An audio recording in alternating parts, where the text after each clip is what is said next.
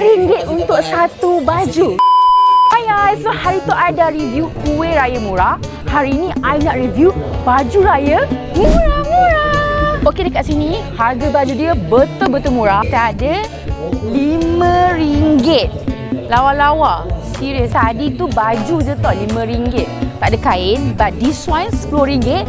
Baju and kain. Sini RM20 daripada sini sampai belakang tu semua RM20 je guys. Saya tahu sekarang ni macam baju kurung klasik tu kan.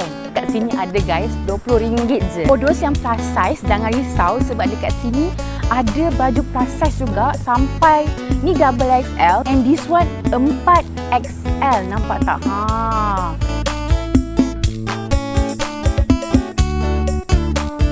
Dapat tahu boleh dapat diskaun. Contoh 79 ni boleh jadi RM70. Mungkin bawah lagi, I don't know, tapi korang kena cari bayar tu. Nampak tak? Baju Melayu full set 3 pieces RM100.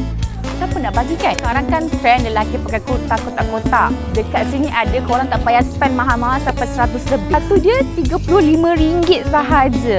And dia punya kain tak panas lah. So okay. Cuma jarang sikit kena pakai t-shirt ataupun singlet. Untuk keselesaan lah. Ada samping lagi. Dekat sini ada guys 3 pieces RM100 je. Oh my god, so cantik. And dia punya material nice lah actually.